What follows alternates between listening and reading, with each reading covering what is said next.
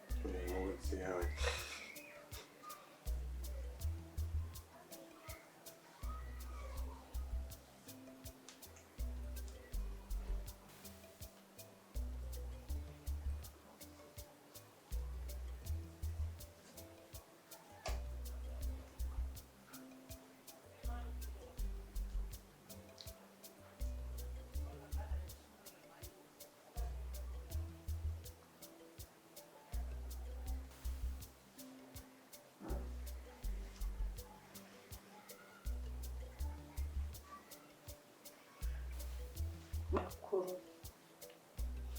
This is going to be the last time because this feels so wrong. At this point, whatever you say is right.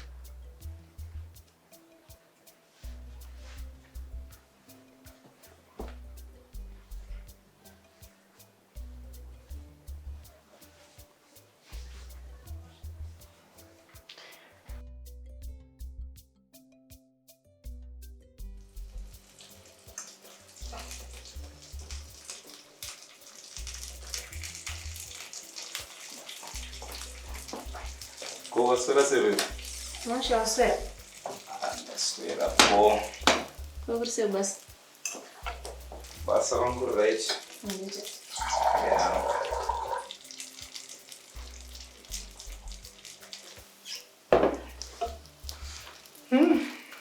Yeah. One minute. Kondi boga Iwe. Ambuna zunguzana dana.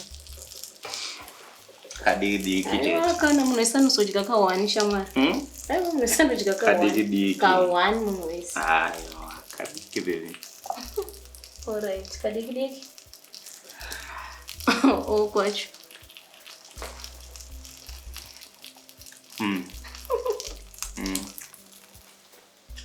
This is tasting nice. You know what, baby?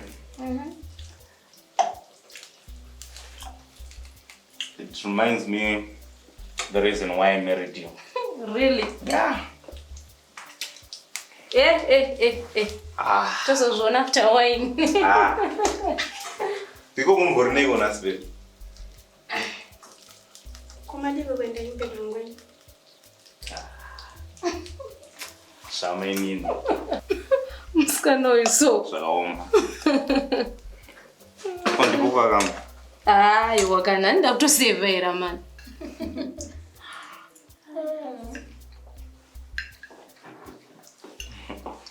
This is for you, my wife. Alright.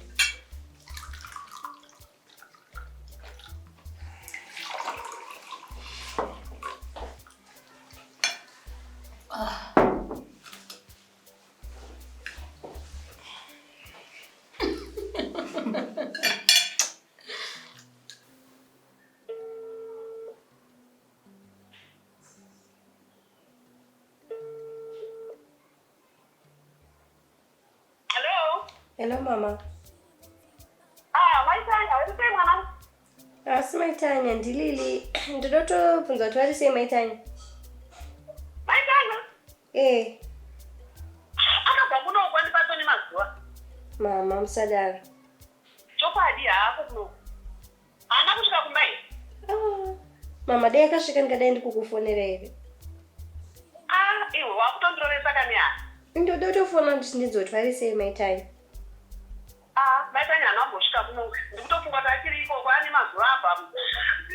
Kuno kupa pani mazuwa. Akava chingani? Akapa ikoko chingani? Akapa kuno kunashinga ngozhia nasikita twani. Anenge akatopa kuno kumuswechi. Ni mazuwa muswechi we Friday. Alright mama, mete basi. Zvakanaka mwanangu. Zvakaoma kana mazonzwa nezvake mandudzawo. Alright mama.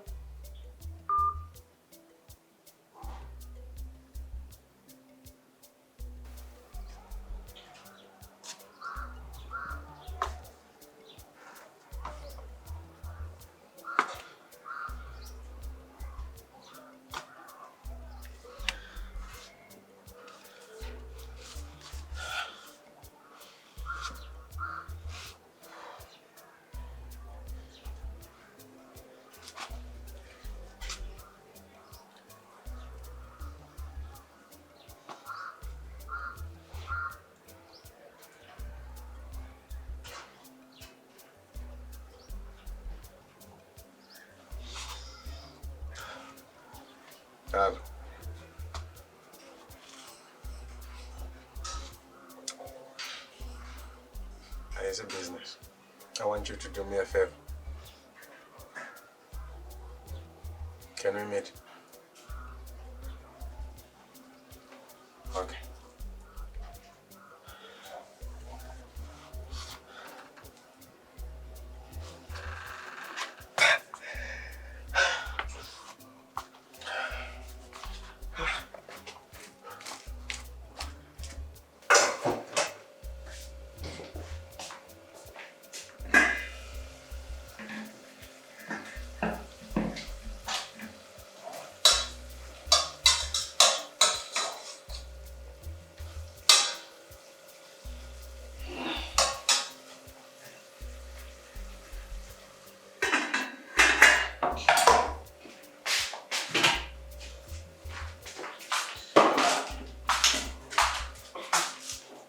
That's not going to make.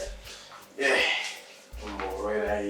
It's American goulash. Miss, American good has not been goulash.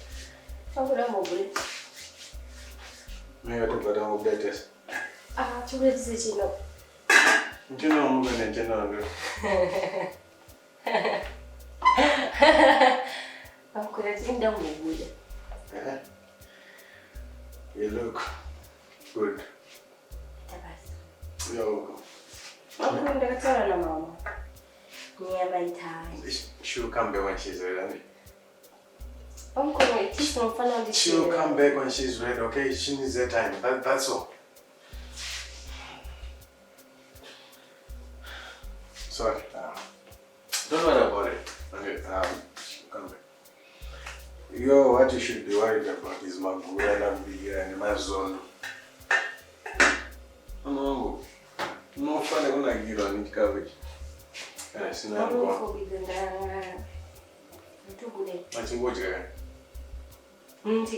I need to look for something they don't look. So I'm going to come with it. No, you are going to eat in now. I will see you later. Come on, give me a hug at least. Come on, just one.